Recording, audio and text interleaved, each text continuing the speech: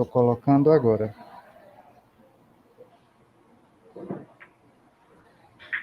Informa que já está transmitindo.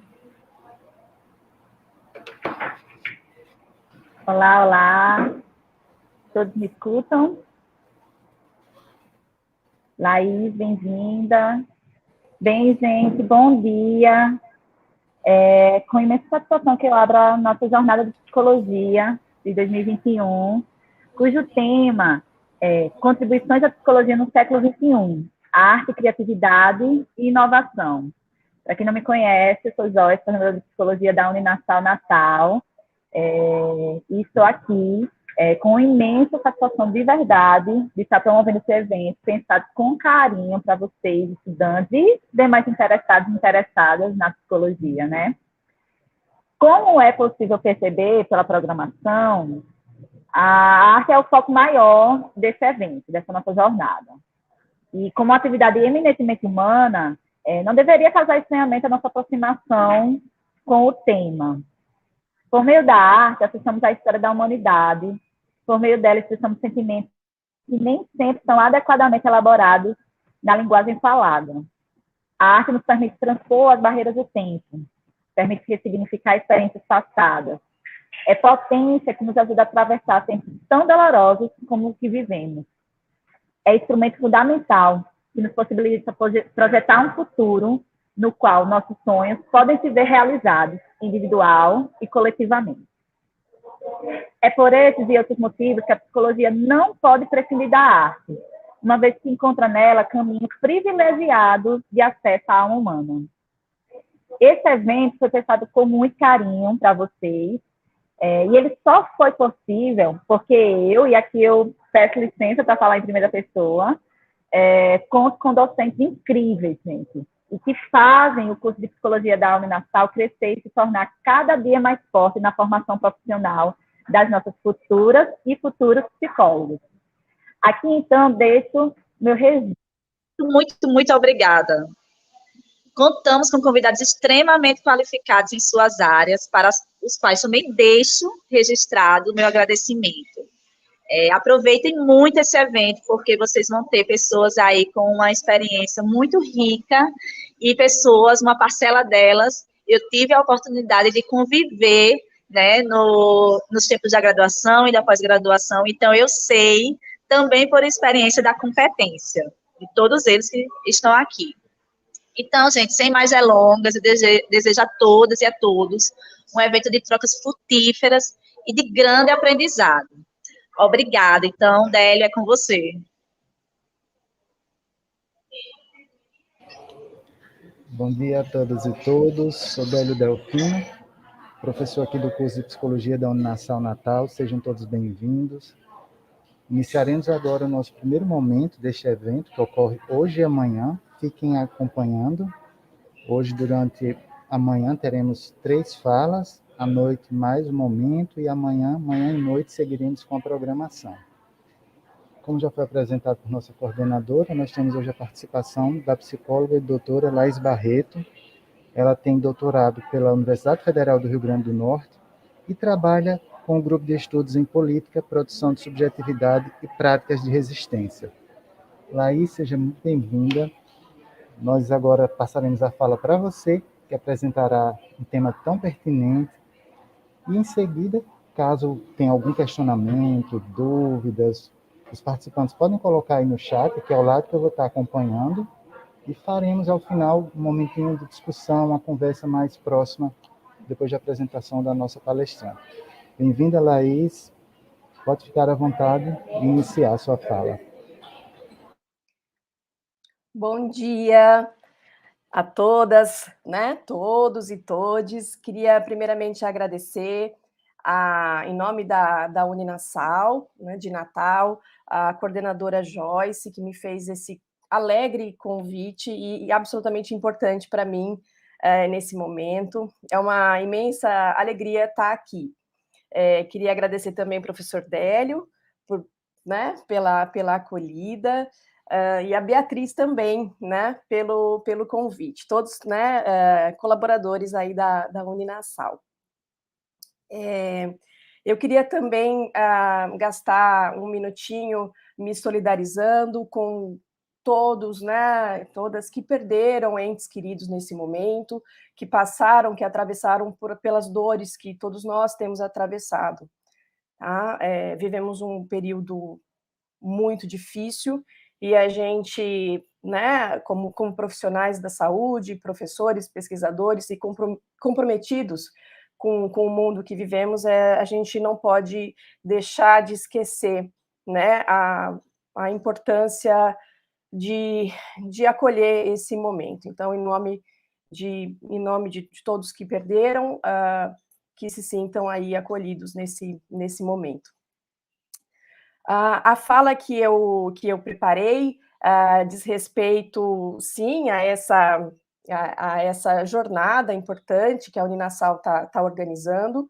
Assim como a Joyce disse, a arte é a única coisa, vamos dizer assim, não diria a única coisa, mas diria uma das únicas coisas, juntamente à natureza, que resiste, né? O tempo passa e a arte continua, né? De algum modo. E a arte dentro de nós também continua. Então, o nome, né, da minha fala, eu coloquei como Arte, Saúde Mental e Psicologia. É uma parte, né, uma elaboração do meu trabalho de doutorado, que foi feito em Natal, então é uma alegria também poder falar para... Acredito que a maior parte das pessoas que estão aqui são alunas e alunos da Uninasal, que estão aí, então eu estou falando para um solo muito amado, tive a sorte de morar em Natal durante 8 anos, e lá me formei como psicóloga, fiz mestrado, doutorado, e esse trabalho, ele vem de um grupo muito especial para mim, que é o Grupo Gentileza, que é coordenado pela professora Ana Karenina Reis e Tereza Nobre, ambas professoras da UFRN. Esse trabalho não poderia ter sido feito sem a institucionalização da UFRN. Então, nesse momento também de ataque às políticas públicas educacionais e de saúde, a gente vai deixar aqui a marca importante do quão é relevante a gente lutar pelas instituições de ensino no nosso país, pela formação dos profissionais, né, do nosso país. Gente, eu compartilho a tela aqui, ou ela já está compartilhada? Acho que eu vou compartilhar. Laís, já conseguimos ver. Já conseguimos ver? Tá. Já. E aí eu manejo ela? Pode usar normalmente. Tá. Então eu vou para cá. Ok, entendi.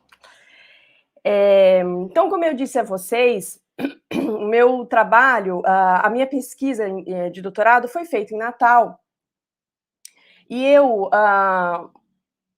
durante alguns anos, eu quis, né, eu sou atriz de formação, mas não exerço, foi a minha primeira formação, mas tenho um apaixonamento por esse campo artístico, e acho que aí, nesse momento que estou falando com vocês, eu acho que todo mundo tem aí alguma coisa que gosta de fazer, que brinca, enfim, tem um campo aí lúdico e artístico presente na vida de todos nós, e que às vezes a gente não leva para frente, mas que está aí, então eu gostaria que vocês aí também fossem reconhecendo, né, porque a arte tem milhares de linguagens e possibilidades, então a linguagem que sempre esteve presente na minha vida foi o teatro, muito embora não levei profissionalmente na minha vida, e sim escolhi a psicologia.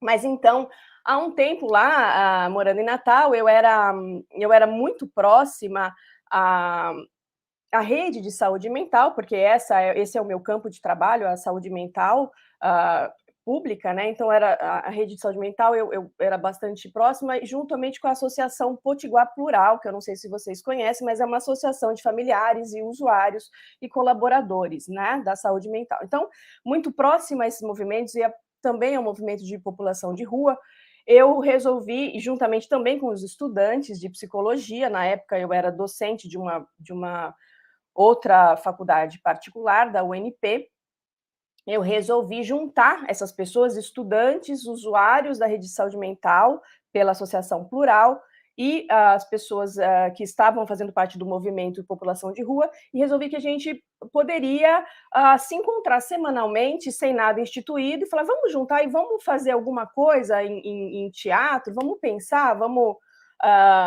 se juntar. Primeiro era uma ideia de juntar. Então não havia nenhum tipo de fomento, eu não estava no doutorado ainda, não sabia que isso ia se tornar uma pesquisa, né? E aí, então, esse trabalho que eu vou contar para vocês é uma análise, né, dessa experimentação, porque não tinha nada, não tinha nenhuma linguagem. Eu queria fazer teatro, mas não sabia que teatro que era que eu queria fazer.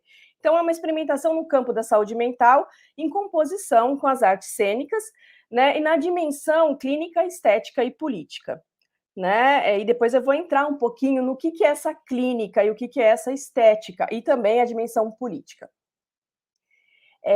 E aí que culminou nesse coletivo, coletivo Seno Poético Vento dos Avoados, porque Natal venta muito, vocês sabem, e nós todos eram muito avoados, então a gente batizou com esse nome, já bem, né, depois dos 3 anos de experimentação, a gente batizou com esse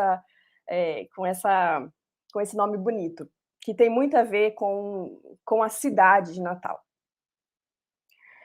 Então, o meu trabalho, ele parte, né, de uma narrativa, né, ele é uma contação do que me aconteceu como psicóloga e atriz, né, então e como eu fui me formando nesse meio, né, porque sim, havia muita contribuição para o meu fazer que veio do teatro, mas eu não reconhecia isso, né, então é como se eu conto no trabalho que eu vivia uma dificuldade no exercício profissional da psicologia em trazer para mim o que era do teatro, que era um saber absolutamente importante, mas não cabia na psicologia formal.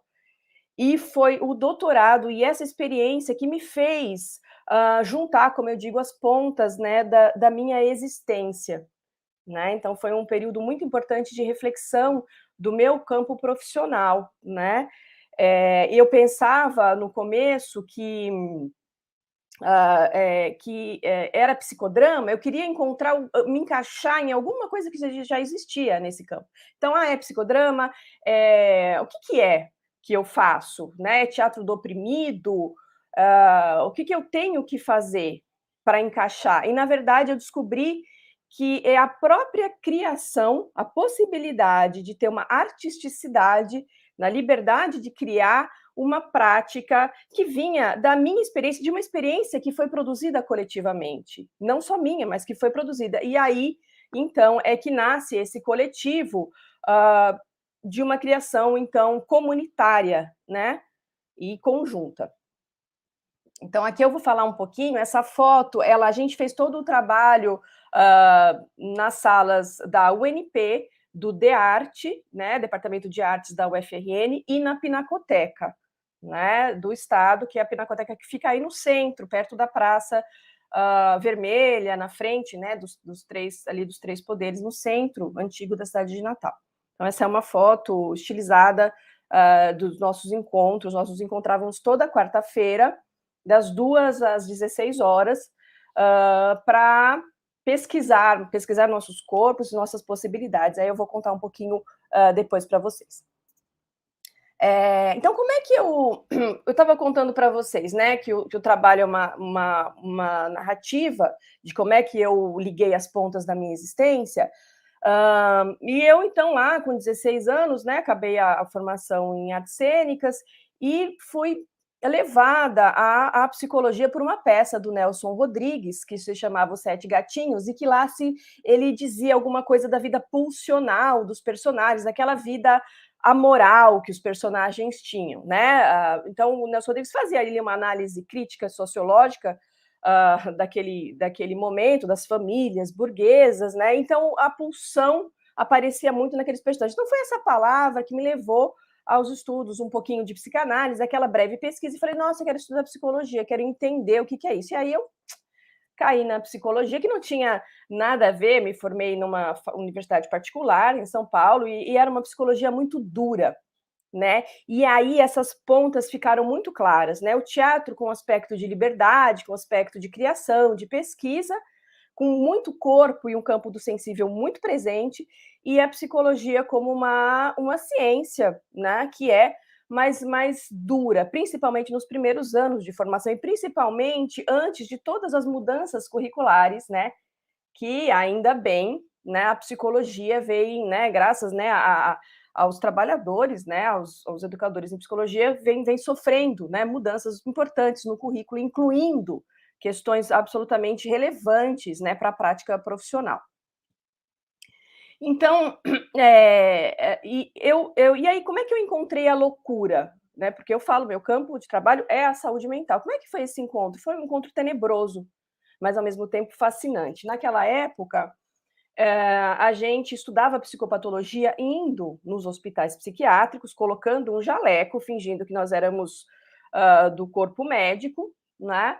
Íamos assistir às cenas das pessoas que eram internadas, contando em grandes auditórios sobre os casos, né? Sobre a vida delas. Só que elas não falavam da vida delas, elas encenavam ali, né? Elas se mostravam, né? O delírio, as histórias geralmente delirantes, né? E ali nós anotávamos, e aí depois nós íamos à aula, então, olha, isso é um delírio de perseguição, isso é um delírio de grandeza. E aquilo era um horror, né? Visitar um manicômio era um horror. E dali, então, eu fiquei bastante inquieta e comecei uma pesquisa ao longo da minha formação,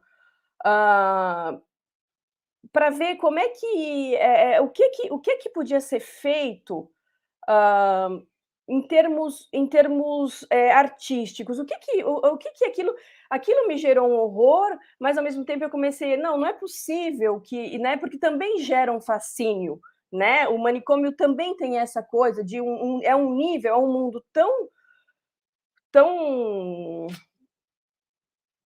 diferente, tão desagregador, e que eu comecei a pensar onde é que podia entrar a arte. E aí fui descobrir que existia um campo gigantesco, né, da arte, começando ali, né, pelos muito lá atrás, né, a arte comparece, né, de uma maneira até que importante na Europa, na época das grandes reformas psiquiátricas, depois da Segunda Guerra Mundial, né, quando ela entra nos hospícios em forma de ateliês, né, ateliês geralmente de vamos dizer, de artes plásticas, né, pintura, escultura, né, e também nas artes cênicas, a arte comparece para humanizar, né, como se fosse possível humanizar algum tipo, né, de hospital psiquiátrico, mas ela vem comparecendo um pouco nesse lugar, e no Brasil, né, a gente também tem essa herança, né, em que a gente começa a ter a arte vindo nesse contexto, né, num contexto de terapia ocupacional, num contexto terapêutico, sempre a arte como um viés. A arte serve para terapia, a arte serve para expor o caos, organizar um caos, sempre esse lugar um pouco que também me inquietava, né?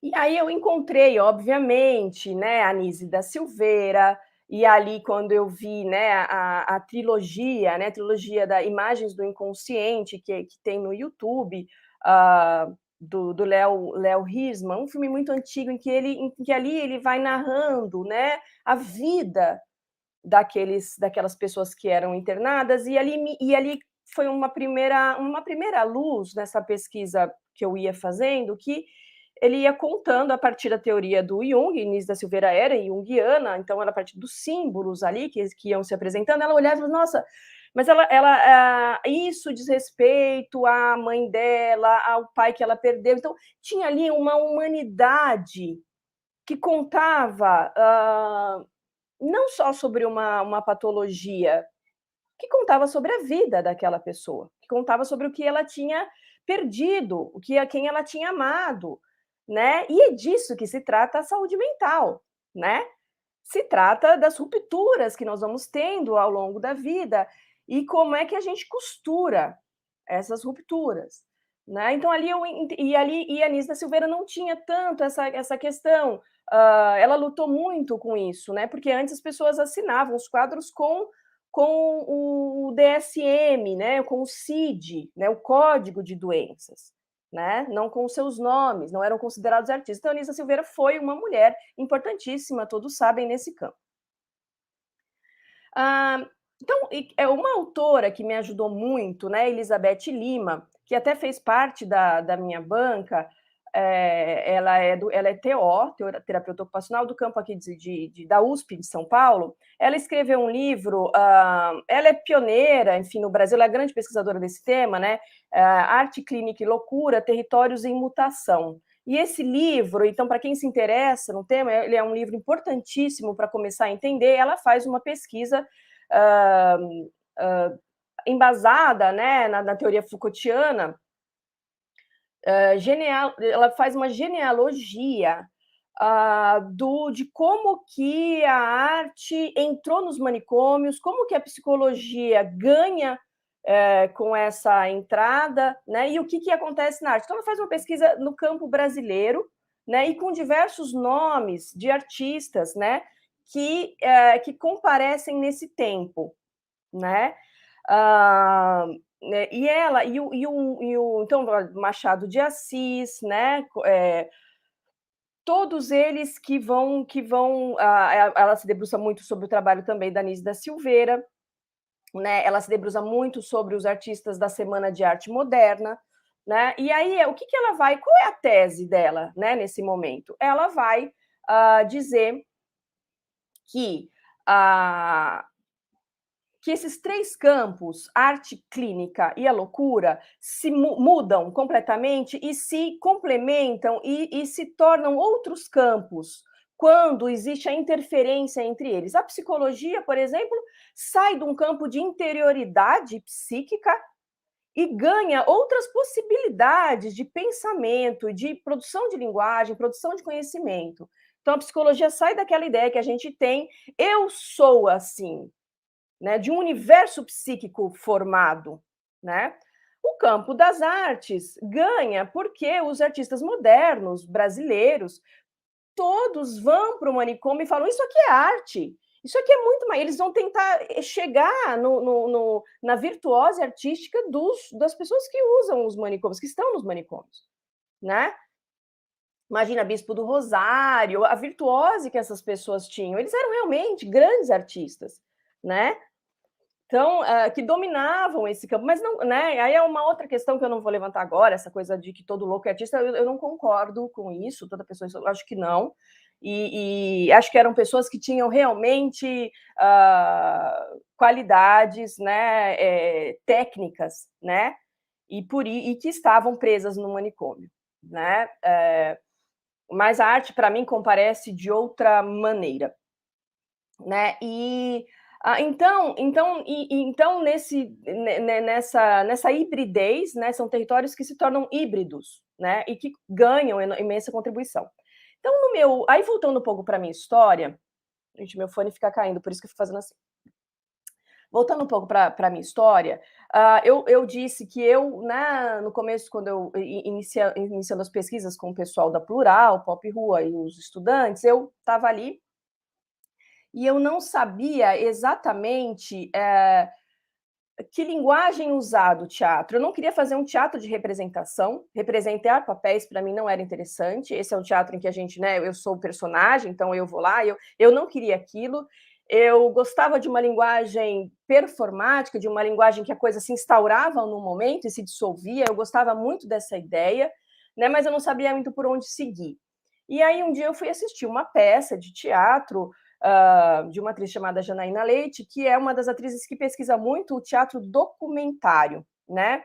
O teatro documentário, um teatro autobiográfico, um teatro que quebra as barreiras entre o que é vida, o que não é, o que é mentira, o que é invenção e o que é realidade. Então, esse teatro documentário é um teatro que nasce num bojo absolutamente de denúncia social, quando ele começa, lá na década de 60, né, denúncia, inclusive, né, das guerras, né, do que tinha acontecido naquele momento na Europa, e aí ele vem, né, se desenvolvendo com outras contribuições, né, e é aquele, então, um teatro que ele rompe, como eu disse, com a ideia do que é ficção e do que é realidade. As pessoas apresentam documentos, da própria vida, em formas de apresentação de vídeo, de abrir documento, música, fazem pesquisas da própria vida e apresentam, então fazem um museu da vida a céu aberto.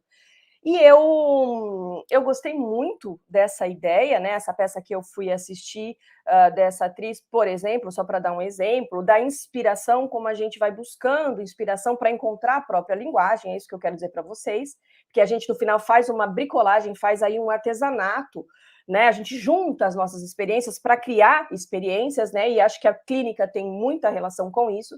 Então, nessa peça, por exemplo, essa atriz, ela traz, né, uma caixa de sapatos em que ela reunia os bilhetes que ela trocava com o pai dela, quando o pai dela estava com câncer de laringe, não podia falar, e ela tinha sido acometida por uma doença em que ela foi perdendo a audição aos poucos. Então, era a forma dela poder se comunicar com o pai dela.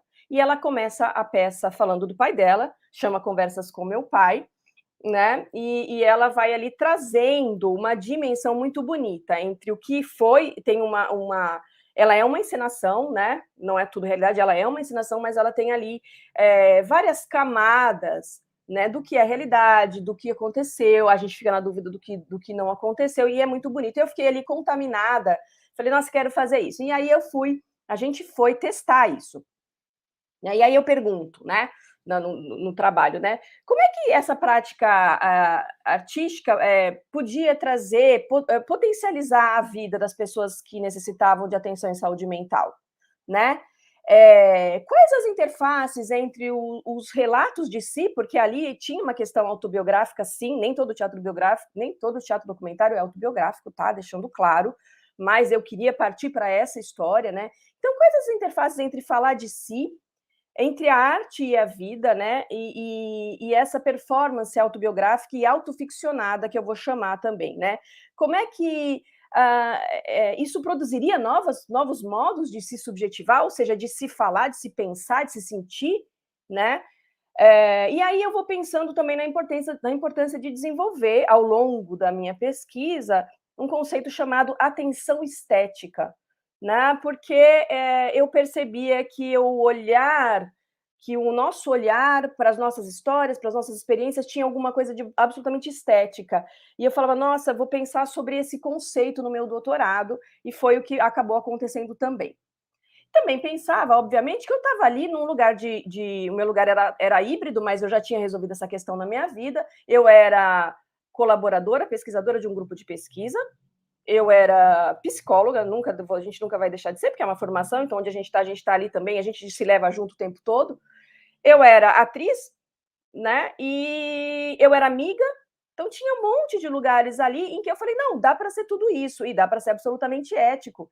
Então, era também um lugar de cuidado, era também um lugar de clínica. Afinal de contas, a gente estava lidando ali com pessoas que tinham questões em saúde mental, questões de vulnerabilidade psicossocial, né? Que são absolutamente atreladas, né? A gente sabe disso.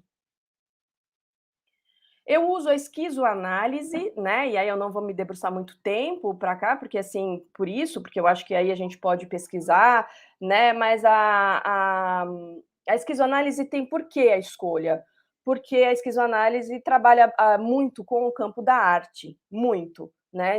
A maioria tem muitos estudos. A esquizoanálise, os autores, Deleuze, Guattari, autores da filosofia da diferença, escrevem a partir de textos, a partir de literatura, a partir de filme, né? Então, eles usam isso, eles produzem o pensamento, eles criam, filosofar para eles é criar conceitos e não reproduzir conceitos, né? Isso é uma questão...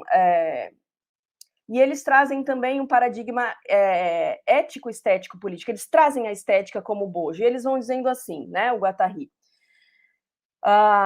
Ele vai dizendo que o lugar da estética, que é o campo sensório, o campo sensível, na vida ocidental se apartou, né, das vidas das pessoas. A gente sabe que o advento do capitalismo fez isso com a gente, né? A gente se afastou das nossas possibilidades de artisticidade, né? A gente se afastou, né? Então, isso é um resgate importante. Inclusive, eu acho que até a pandemia a gente está sendo obrigado a repensar sobre isso, né?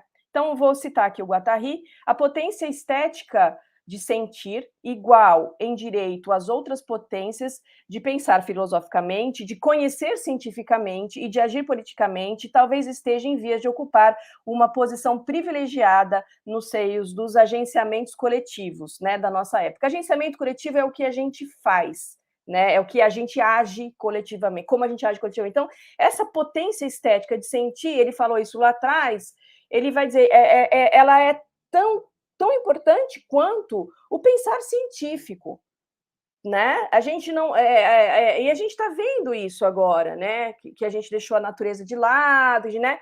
E a gente está tendo que, opa, não é assim. Saberes ancestrais, opa, não é assim. São tão importantes quanto, quiçá mais. Né? É isso que a gente está vivendo, é isso que ele estava dizendo lá atrás. Porque a arte não é, como eu disse, não é só técnica, não é saber fazer. Né? A arte existe antes de tudo, a arte nos forma subjetivamente.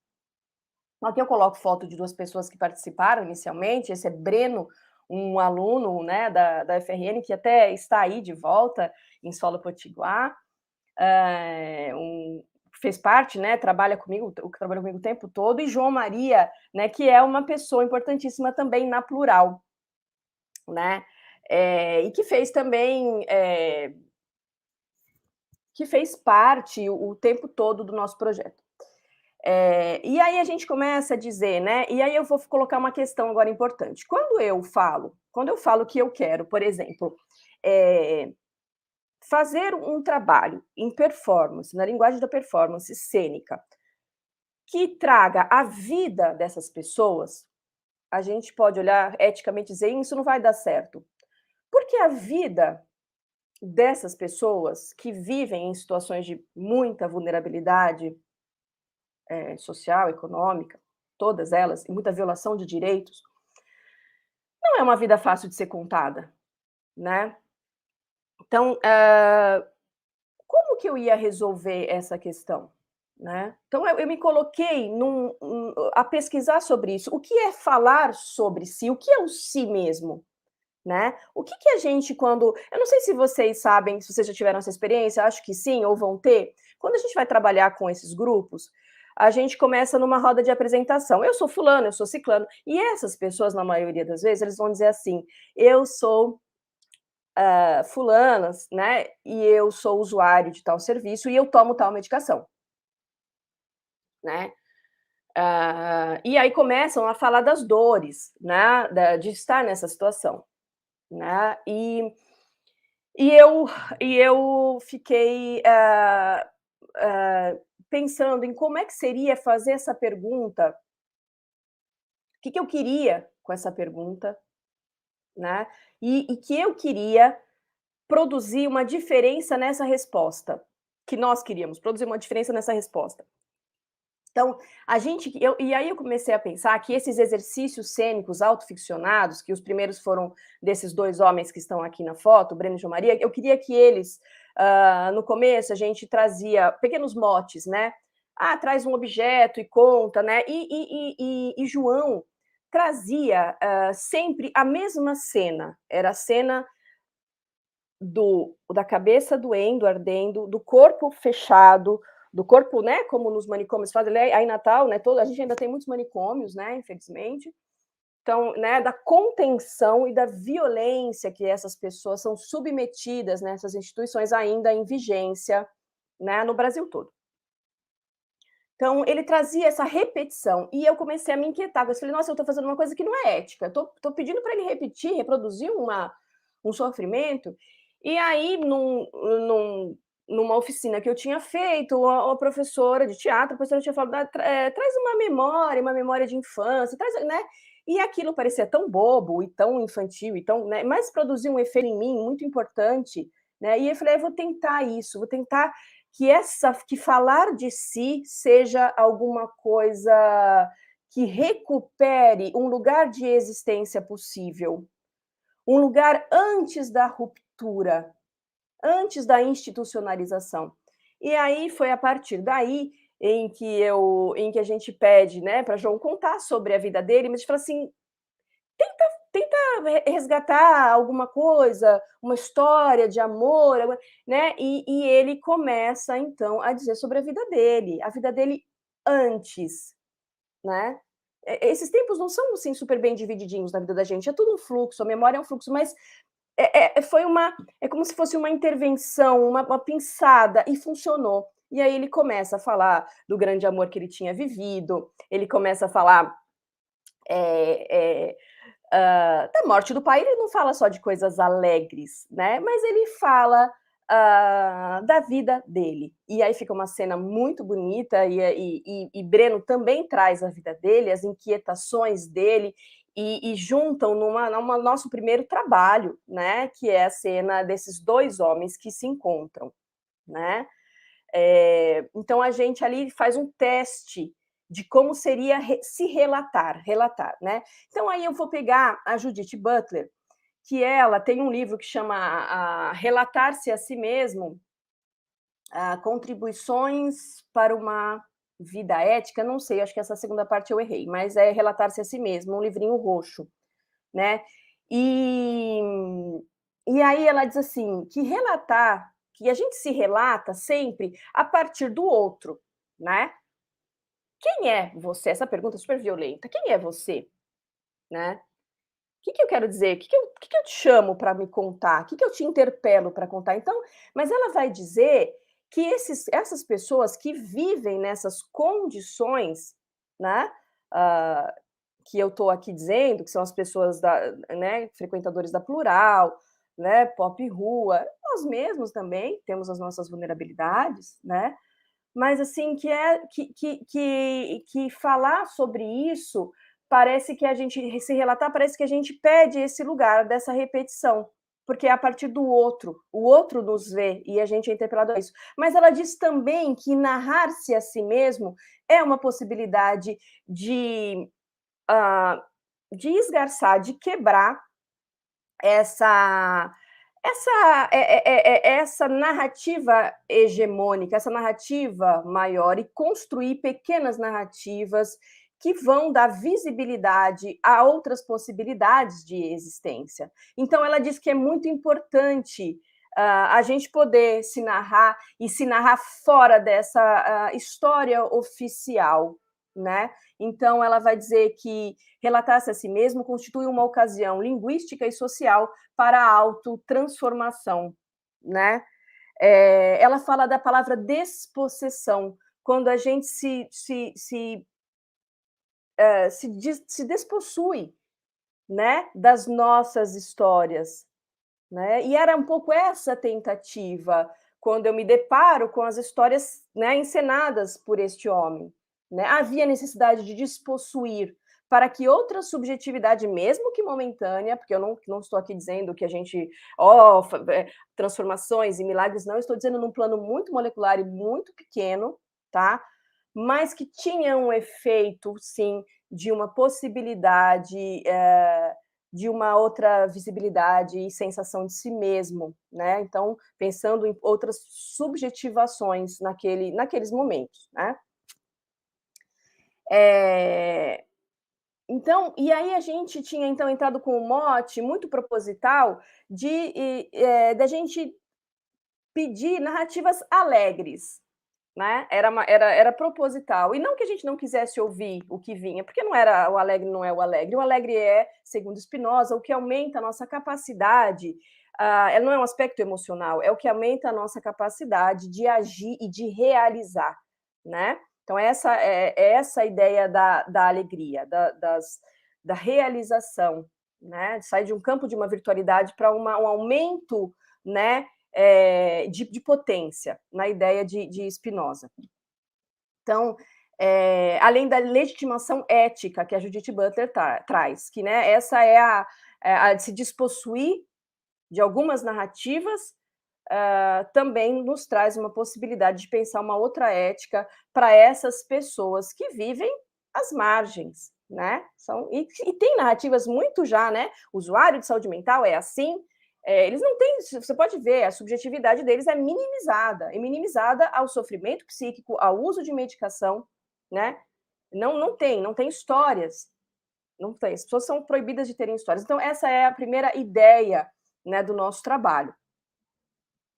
E aí a gente continuou na Pinacoteca, né? Esse é um dos exercícios que a gente fazia. A gente tinha muitos procedimentos, na minha tese eu descrevo a maioria deles de coisas que nós criávamos, dispositivos sensíveis mesmo, exercícios, né? Que todo mundo pode fazer, absolutamente simples, né? Não tem, estão descritos lá, não tem questão nenhuma. Então, esse era como é que você gostaria de ser cuidado? Só com gesto, né? E aí a gente fazia em pares e apareciam cenas lindas, né?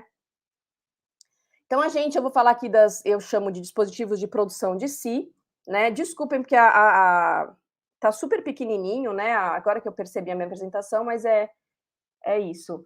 A gente trabalha com uma escrita de uma infância, de uma memória alegre de infância, a gente fazia ali, a gente escrevia e depois montava a cena. A gente trabalhou com aspecto sensorial, a gente pedia que levassem um cheiro de alguma coisa, né, que trouxesse boas memórias, e aí apareciam, quando eu falo boas, apareciam de tudo, mas tinha sempre isso, alguma coisa que o que é boa era de uma história que podia ser contada. Então apareciam, né, o cheiro do bebê, do filho, aparecia a citronela, aparecia o cheiro da cachoeira, aparecia tanta coisa nesses cheiros. A gente pedia mesmo fisicamente, que levasse fisicamente o cheiro da tinta, que permitiu que uma pessoa que usava rede de saúde mental se colocasse. Aliás, todos esses pássaros que aparecem são de Catiane Galvão, não dei os créditos, né? Uma artista plástica aí de Natal, que fez parte também do Vento dos Avoados. Catiane, fica aí seu crédito, tá? Então a gente pedia foto. Tragam fotos de uma história de amor, fotos de pessoas, então apareciam as fotos, e isso tudo ia se tornando matéria de pesquisa para as nossas performances, né? Isso era tudo pesquisa cênica, né? No dia que eu descobri que eu era eu, né? E aí aparecia a primeira aula de natação, a primeira aula de dança de alguém, né? Quer dizer, isso é tão importante, quer dizer, numa anamnese, sabe, na clínica, na rede de atenção de saúde mental, que a gente não pode olhar para o que há eu chamo de humano, mas aí é maior, né? Para o que há de possível na vida dessas pessoas, para o que houve de possível, né? E o que haverá de possível, que a gente está falando de campo, de devir, de sonhar, de existência, né? E aí as performances, né? Eu coloco aqui o nome delas, que a gente acabou criando, né? Então, essa é uma foto também da Gabriela Trindade com a Dora, fazendo esse exercício de como é que eu gostaria de ser cuidada.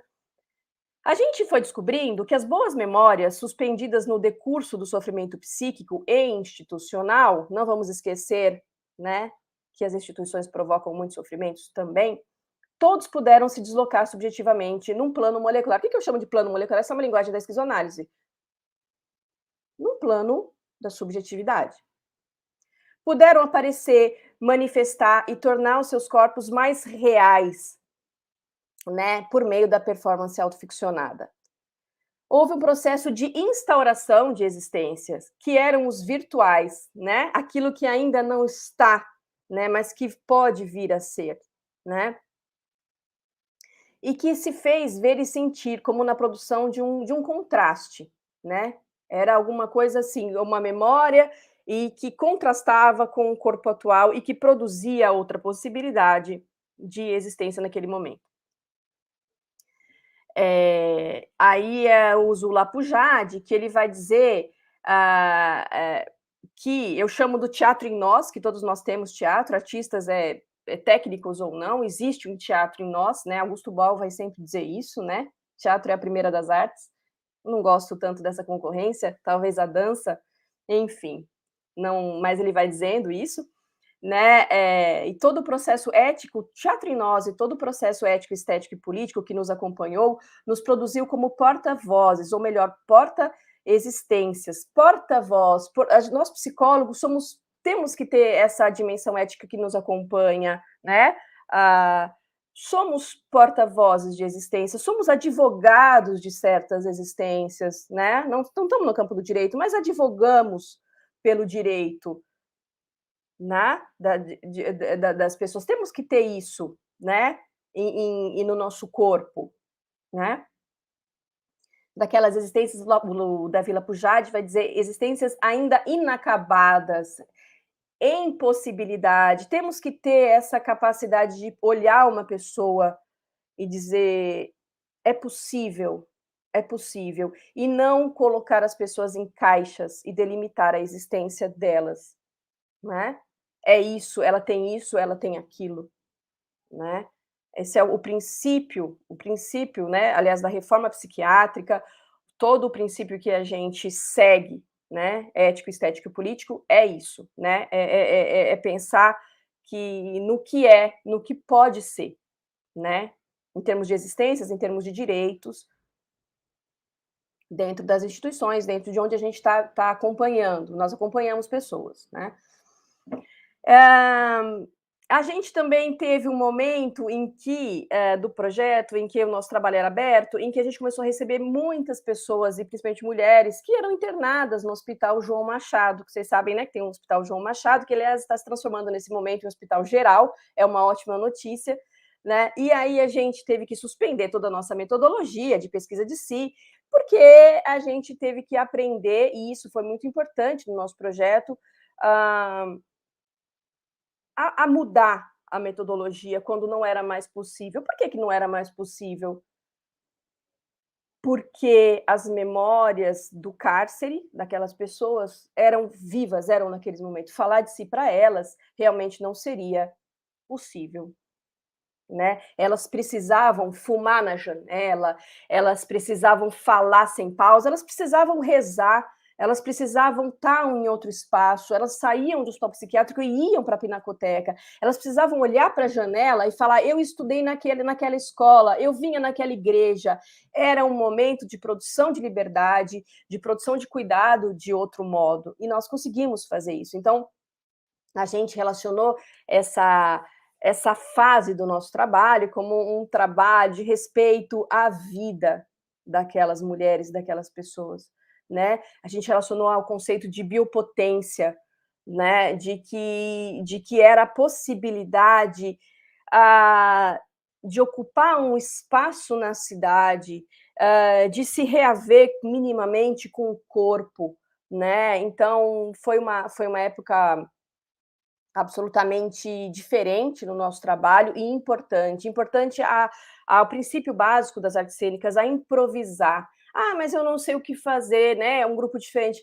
É possível, com a atenção estética, que é o conceito que a gente vai chegar, conseguir pensar o que a gente faz. A gente está falando de grupalidade, né? De trabalho em grupo, de arte, qualquer linguagem que seja, mas a gente está falando também disso, de levar um grupo, né, de que a gente faz, né? Assim, então, esse conceito da atenção estética também vem muito para isso, né? Então, nesse momento, essa aqui é uma foto de todos nós juntos em determinada aula em que a gente suspende para que aquelas vidas possam acontecer. A gente não podia mais falar de memória naquele momento. E aí eu vou entrar um pouquinho no campo teórico, né? Que é uma grande contribuição, como eu disse, da esquizoanálise, que vai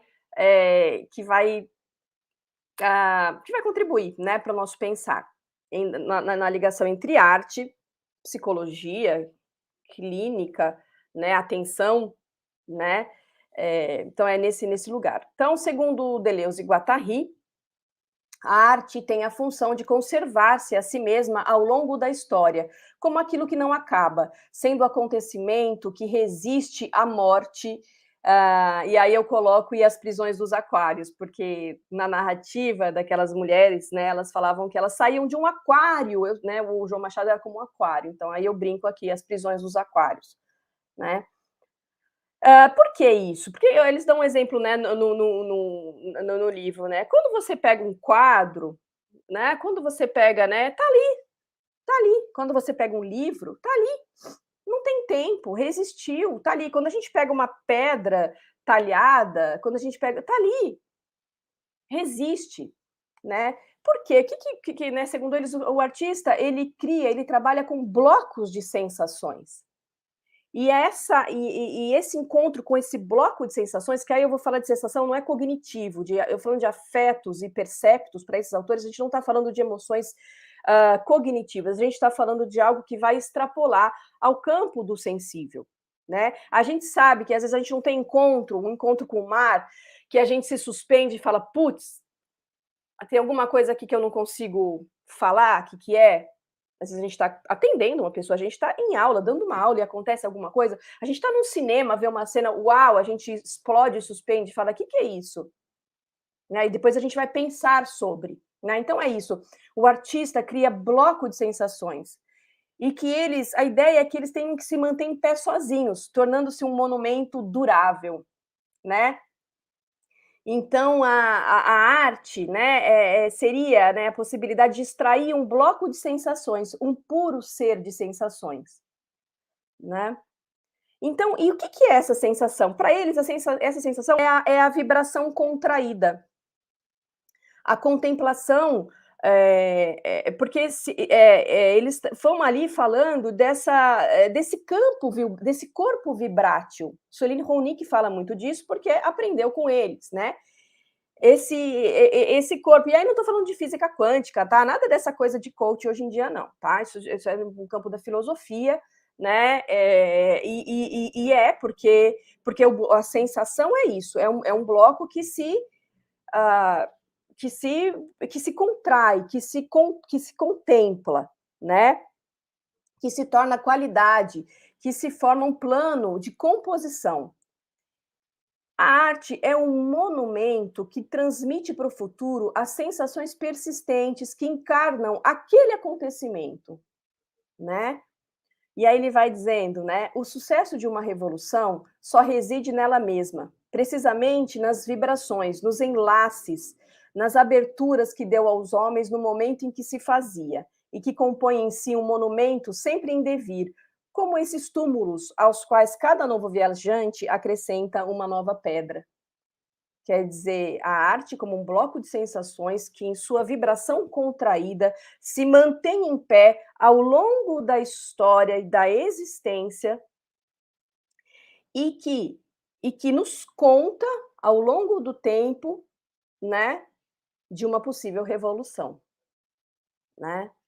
Então, a arte tem essa propriedade, né, de revolução para esses autores, né?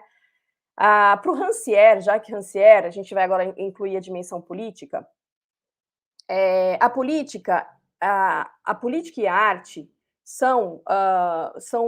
têm uma relação absolutamente feita, né?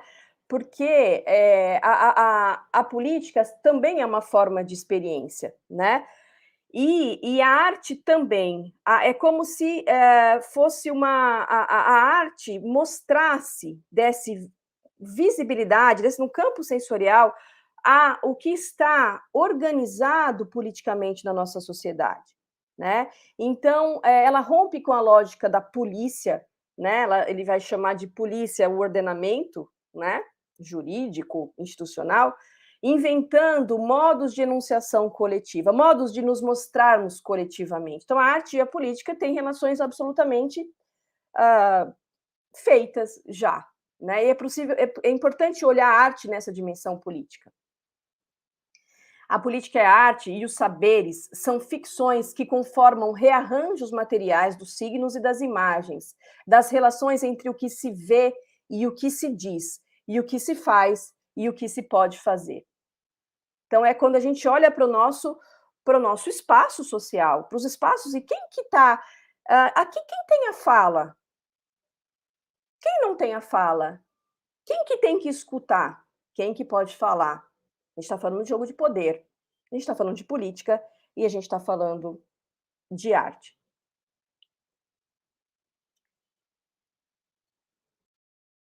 E aí, a gente vai entrar na questão, a gente vai voltar para essa questão do Rancière, para ficar mais claro, mas a gente vai entrar agora no conceito, então, que já está no nosso praticamente, né, já estamos quase que encaminhando para o final, em como eu pensei, como a gente pensou a produção desse conceito de atenção estética.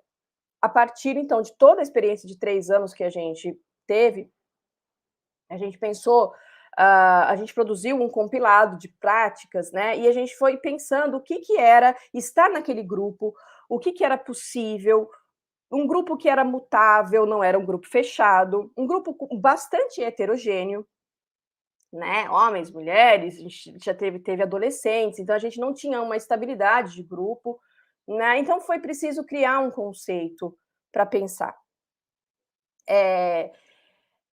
A gente então juntou, eu peguei esses 2 conceitos, atenção, eu fui no dicionário, o que é atenção? Atenção psicossocial, atenção como forma de cuidado, né? Atenção, né, ali no dicionário, expressão de delicadeza, de zelo, né? E aí eu gosto dessa ideia da delicadeza, porque é importante, né, assim como eu falei da questão ética, uma certa delicadeza quando a gente está participando e compondo e coordenando esses grupos, né? E aí uma das grandes pessoas que estão pensando, das pesquisadoras, Virginia Kastrup, está pensando, né, a atenção ela pensa a atenção porque ela fala, né, ela queria uma política de cognição, uma criação de uma nova política de cognição para esse conceito, né? Ela tem estudado, porque a gente sabe que a gente está numa crise atencional muito grande, né? A gente sabe a explosão dos transtornos de déficit de atenção, impulsividade, o que tem sido feito com as nossas crianças em relação a isso, né? Isso nos diz respeito, e essa autora ela vai pesquisar uma nova política de cognição, a partir da posição que ela pensa, né? A posição da pesquisa, do pesquisador cartográfico e dessa atenção. O que é a atenção para ela? Né? Ela chama de uma prática de um devir consciente, né? É uma certa atitude de aprendizagem, aprender essa atenção, essa postura, né? Ela fala de 3 gestos atencionais. Primeiro gesto é uma suspensão, seria uma suspensão que implica uma ruptura em relação à atitude natural da nossa atenção, então algo que se suspende. Eu diria até fazer uma relação com a nossa relação com a arte nos suspende, o encontro com esse bloco de sensações nos suspende. Uma redireção, né, da atenção do exterior para o impacto que tem, né, essa suspensão, então para um olhar sobre si, aí eu não estou falando de eu, estou falando sobre si, sobre as experiências que nos subjetivam, né? E, por fim, deixar vir o acolhimento, que pressupõe uma atenção concentrada, porém sem foco.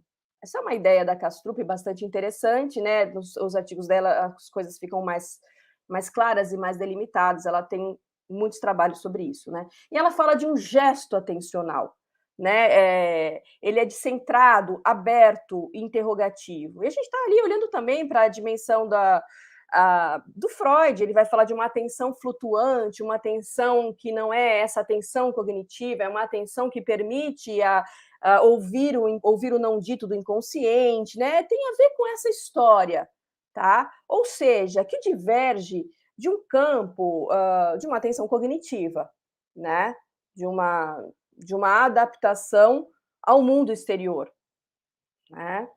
Então, aí eu vou para o conceito de estética, então. Estética designa a ciência do sentido, da sensação, né? Deriva dessa palavra grega, aistanestai, que é perceber, significa o campo da percepção. Novamente, a gente vai dizer que não é a percepção cognitiva, né?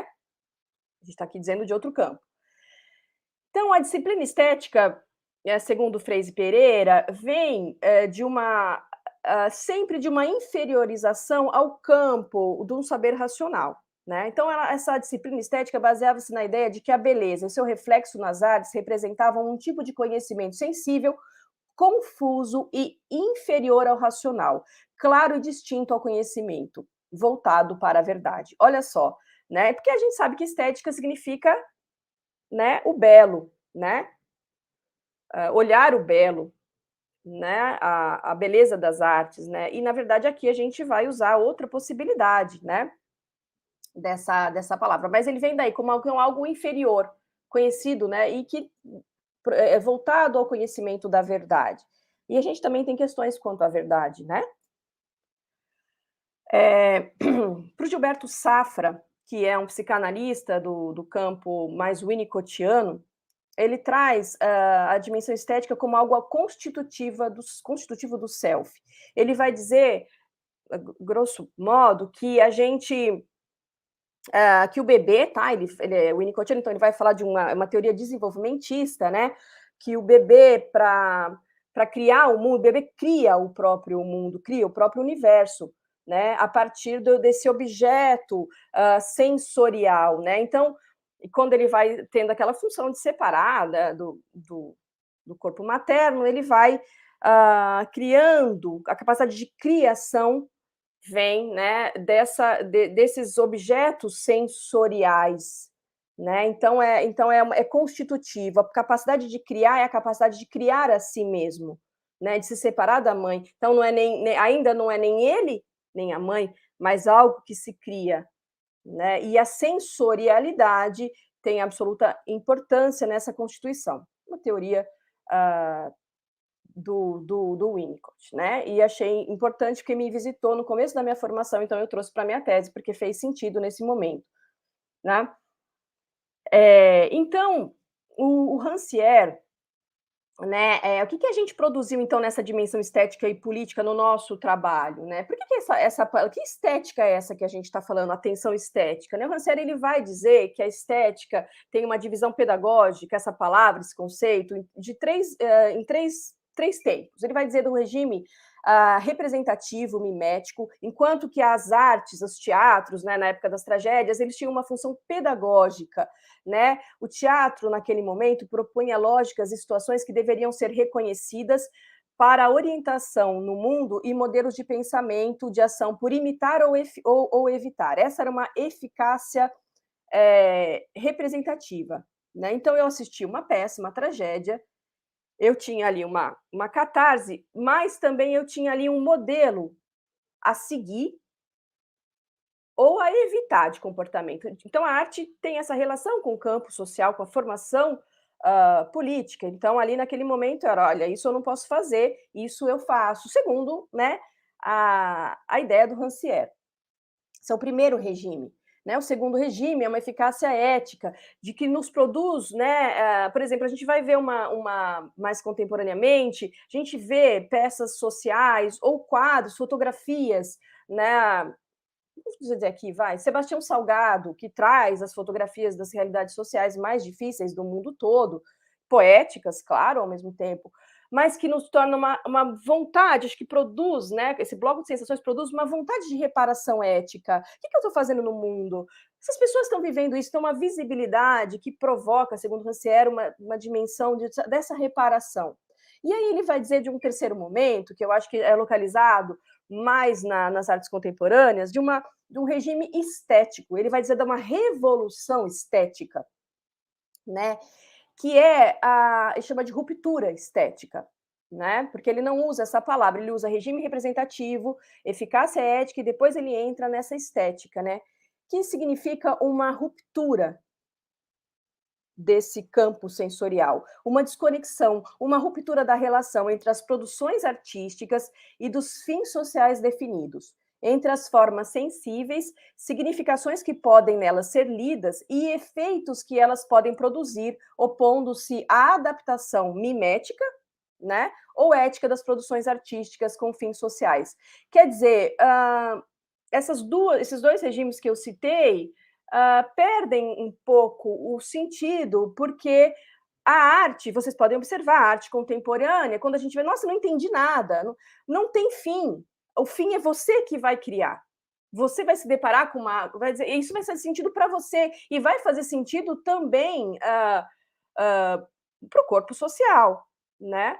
Num sentido de uma criação de sentido. A revolução estética é testemunha da existência da relação do pensamento com o não pensamento, outras linguagens possíveis, tá? Então, o que não pensa? O que não pensa, né? É esse lugar do não pensar, né? Entendendo que a gente vive no mundo da racionalidade, de certa presença do pensamento na materialidade sensível, do involuntário no pensamento consciente e do sentido no insignificante. Então, é algo se rompe, outras linguagens podem, né, falar, essa caneta sente, fala, é mais ou menos isso, é alguma coisa que vai romper com as nossas lógicas e vai produzir, então, revoluções, né? Revoluções. Então, daí a importância desse campo, né, no corpo social. Então, existe ele vai falar no livro dele, o inconsciente estético, que existe essa dimensão radical desse inconsciente estético. Ele faz uma crítica à psicanálise, né, dizendo que o Freud trabalhava muito com rastros, querendo juntar as coisas, e que até hoje em dia a psicanálise tem um pouco essa função, né, de juntar, do sentido, dessa produção toda, de juntar passado, né, de juntar essas lógicas. Ele vai dizendo, né, que existe essa dimensão radical, que o inconsciente é estético, né, e que afirma, ao mesmo tempo, a autonomia antirrepresentativa, né, que não tem essa representação direta, da arte e sua natureza profundamente heteronômica, heterogênea, seu valor de testemunho na ação das forças que ultrapassam o sujeito e o arrancam de si mesmo. Então, a gente volta ao si mesmo, a gente volta a essa necessidade de romper com uma história instituída, né? Com o que contam de mim, com o que eu posso contar de mim, né? Então, essa também é a importância. Então, a gente, naquele momento, no Vento dos Avoados, a gente buscava a ruptura estética, né? A gente buscava a despossessão, né? A gente queria realmente desconstruir a equivalência entre o que geralmente é percebido e o que se espera ver a respeito de usuários, né, de pessoas, né, de usuários de serviços de saúde mental, né, fazendo arte, né? A gente não queria aquela arte, né, de representar a própria loucura, como algumas vezes a gente vê, não é sempre, né, mas representar a própria loucura ou o próprio sofrimento. A gente queria uma ruptura, a gente queria o mínimo, o possível, né? Tratava-se de ocupar um território existencial que não lhes era autorizado, ao falar sobre os sonhos, as lembranças, sonhar ativamente, poder exercer a maternidade numa ficção em vida, dançar, jogar capoeira, perguntar para a gente, para o público, quem que era louco ali, né? E todas essas criações das performances os colocavam em uma outra posição perante o público e perante a própria história. Né? A ruptura estética se dava quando desejávamos arrancar a eternidade daqueles corpos presos no presente manicomial dos aquários, na tentativa de atualizar ou ficcionar o esquecido, né? Ou aquilo que poderia nos tornar comuns, né? As memórias alegres, que o manicômio, as ruas e as violências sofridas tinham-lhe subtraído, né? Isso se mostrava quando nós subtraíamos o manicômio dos nossos corpos ali presentes, autorizando-nos a viver a experiência do comum, do prosaico e do alegre, mesmo que por instantes ficcionados. Então, agora eu vou fechar, porque está na nossa hora, com o conceito de atenção estética, né? E depois a gente pode conversar, não sei como é que fica, mas eu vou fechando agora, nesse momento. Então, esse é um breve resumo desse conceito que ainda está por vir, está por ser experimentado, né? Fez parte da minha tese, mas não é um saber instituído, né? Isso é uma experimentação. Então, a atenção estética é um conceito ferramenta que tem como condição operar uma posição ética em estado processual que procura romper com os regimes de sensibilidade hegemônicos. Busca, nessa ruptura, os gestos e as sensibilidades que ainda não se fizeram, mas que necessitam dessa atenção para emergir. É um recurso que pode ser utilizado em diferentes espaços de produção de saúde, mas não deve ser compreendido como instrumento protocolar ou técnica artística, pois trata-se de um estado aberto e processual que se ocupa da produção, do cuidado das vidas. Diz respeito à nossa postura ética, estética e política, ao nos atentarmos para a criação dos espaços estéticos singulares e coletivos na existência das pessoas que acompanhamos, nos diversos contextos em que a prática clínica se faz necessária.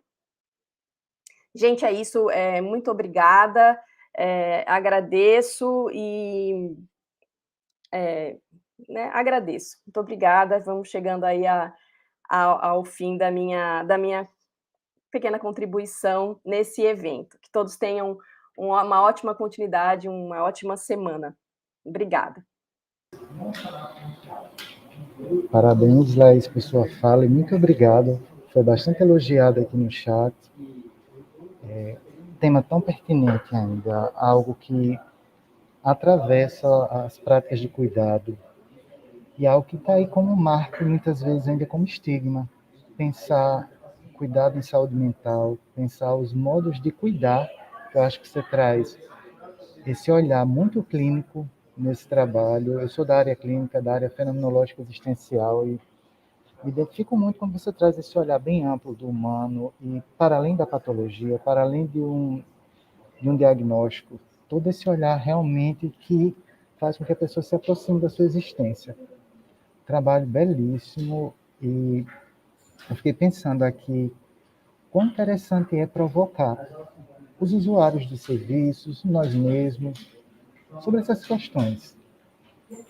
Muito interessante você trazer essa performance autobiográfica, autoficcionada, e como isso faz com que a gente saia do lugar comum, da percepção que nós temos das coisas cotidianas, para tentar explorar algo além, escutar algo além acerca da nossa existência. Seu trabalho, ele vem mostrando isso. Se olharmos para a história do cuidado em saúde mental, do como o humano trata a questão da loucura ao longo dos anos, nós temos casos terríveis e hoje nós temos essas lutas, esses movimentos que buscam realmente romper, transgredir com os modos de cuidado. Seu trabalho ficou muito explícito isso para a gente. Acho que é bem provocador. É um ótimo começo de evento já com a fala tão cedo e uma fala já assim tão forte. E parabéns, Laís. Vou fazer a leitura aqui de um questionamento que surgiu. Ainda temos um tempinho, vou fazer um questionamento. Só um momento, eu vou até tentar fixar ele aqui na página. Pronto, vou tentar fixar aqui. Exibir para todos. Professora aqui da nossa instituição, Priscila Cristina, ela está fazendo uma pergunta bem interessante. Como essas intervenções são vistas pelos demais profissionais de saúde, pensando na ampliação para outros espaços? Já que você traz realmente essa integração de outros saberes, de outras leituras, e quando trabalhamos com saúde mental, quando trabalhamos com questões assim, nós precisamos da parceria com outros profissionais. Nesse caso, como é que você traz, diante da sua experiência, dos trabalhos que você realizou, você teve participação, por exemplo, de outros profissionais, de outras áreas? Sim. Oi, Priscila. Olha, ótima pergunta, e acho que isso ficou faltando, né, na fala. Nós trabalhávamos, né, com os alunos, na época, que eram estagiários, e eles buscavam fazer um acompanhamento terapêutico e buscavam as pessoas, né, que usavam a rede de saúde mental e levavam, né, e acompanhavam até a Pinacoteca. Então, assim, alguns profissionais da rede de saúde mental, pouquíssimos participaram, né? E então esse testemunho ele não comparece, né?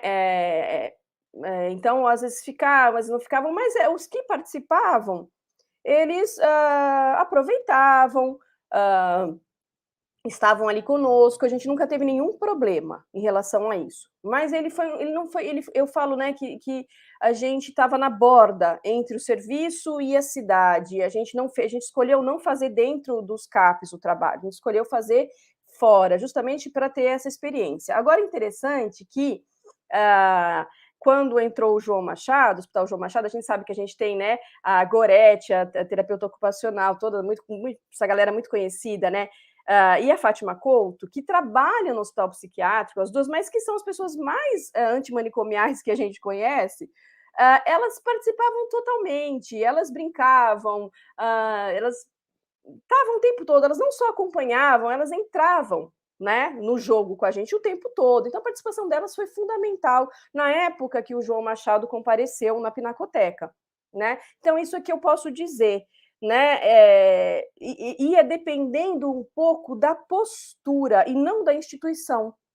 Se aquele profissional tinha uma postura mais antimanicomial, mais, vamos dizer, progressista, mais interessada, né? Então, é isso que eu consigo relatar para você, né, em relação aos profissionais. A gente se perguntou de profissionais da saúde. Nós também fomos acompanhadas pelas professoras da UFRN, também é um campo que compareceu bastante, né? Mas em relação à saúde, é isso que eu tenho para te dizer. Ele não foi um trabalho pensado para estar dentro dos CAPs e para ter uma parceria efetiva com esses profissionais. A gente queria justamente ter uma experiência fora da rede de saúde mental, fora, mas entre, né? Mais em parceria. Então, essa parceria se estabelecia à medida do desejo de cada um. Agora, eu vou te dizer, assim, né? A Fátima Couto e a Gorete, elas embarcaram na nossa nau e iam junto, né? Porque são profissionais que realmente têm a luta antimanicomial cravada na pele, né? Então, não sei se eu te respondi.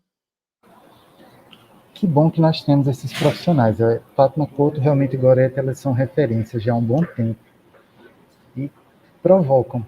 Quem chega no João Machado, quem vê aquele contexto, até nós que nos formamos na área da psicologia, nós ainda somos muito impactados e realmente influenciados pelo modelo hospitalocêntrico, da medicação, de tudo, desse olhar que muitas vezes medicaliza a pessoa e olha a doença. E chegar, por exemplo, ao João Machado e encontrar profissionais assim é muito bom, porque você sai do lugar da doença e você vai para a pessoa que está ali e que é outra condição.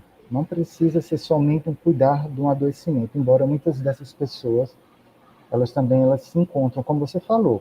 Eu sou fulaninho, eu tenho depressão, eu tomo medicação tal. E o encontro com pessoas que provocam, como você também faz com esse trabalho, acho que ajuda a todos a ampliar o olhar. E, assim, muito... Para mim, você respondeu, acredito que para a Priscila também. Se alguém tiver mais algum questionamento ou quiser fazer alguma colocação aqui no chat, pode ficar à vontade. Estamos perto já de encerrar o momento inicial. Às 10h30 teremos uma segunda mesa, logo mais será colocado no chat o link também. Quem fez inscrição vai receber por e-mail, mas o link da próxima mesa também aparecerá aqui no chat. Mais alguma colocação, pessoal? Estamos acompanhando aqui, só estou vendo o pessoal parabenizando no chat mesmo. Aqui. Laís, no momento você está em São Paulo, é isso? Eu tô em Santos. Santos?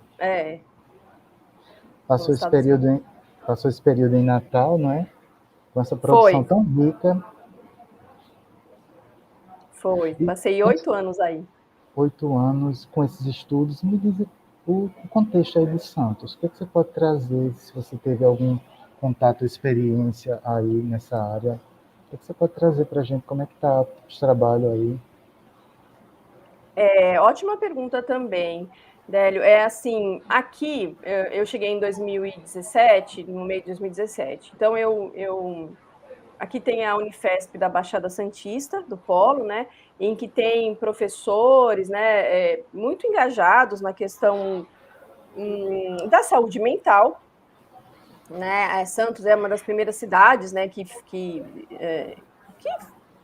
fez que foi fazendo o desmonte, né, dos hospitais psiquiátricos, né, a construção dos CAPs, e eu participei, né, até por conta, né, do doutorado de um grupo de pesquisa com a professora Maria Inês Badaró. Ela tem um campo de estágio que chama-se Trajetórias, né, em que ela leva, né, os usuários para a universidade e eles ali também trabalham com a linguagem artística, né, mais a linguagem plástica, né, mas ela faz ali um trabalho já há muito tempo. Eu participei durante 2 anos trabalho bastante interessante, né? Mas não é a linguagem cênica, né?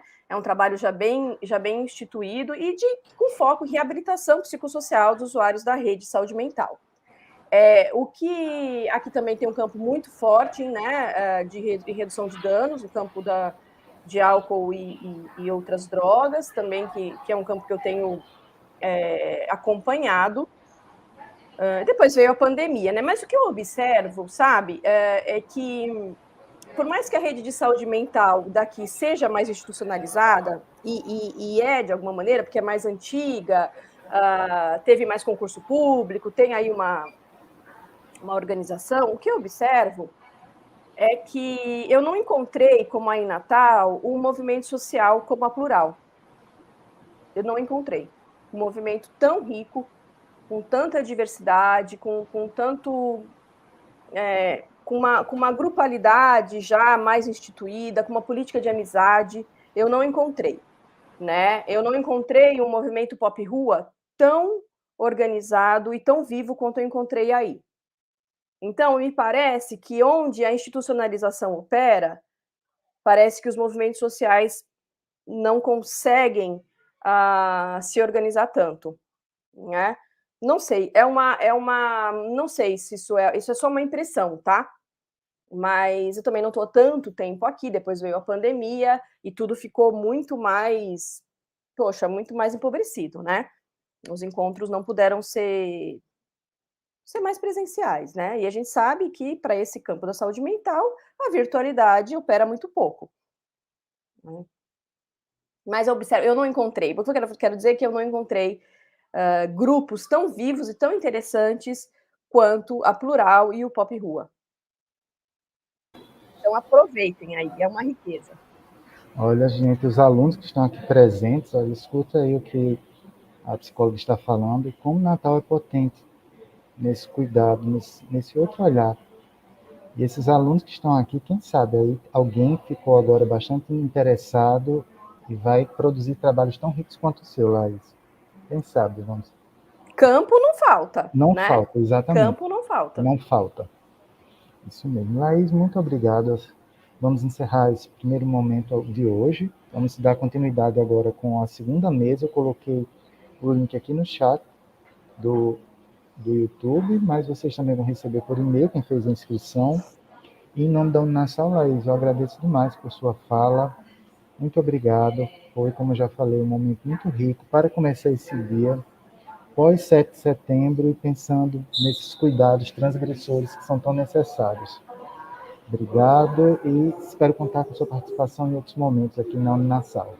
Ok? Eu que agradeço, viu, professor Délio, Joyce, e todas e todos que estiveram aí presentes, tá? Agradeço imensamente a oportunidade. Muito obrigada. Ok. Um grande abraço a todas e todos aqui. Continuaremos a seguir. Dá só uma pausinha rápida para mudar a sala. O link é outro, pessoal, não vai ser esse mesmo. A página vai começar novamente com outra transmissão. Teremos a continuidade com literatura e psicologia. Pensaremos também o cuidado no campo clínico, como chegar à questão da literatura no atendimento clínico. Teremos duas psicólogas que conversarão conosco. Um grande abraço e até logo. Tchau, tchau.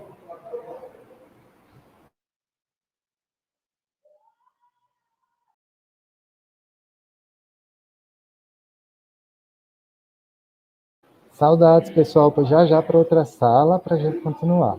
Abraço.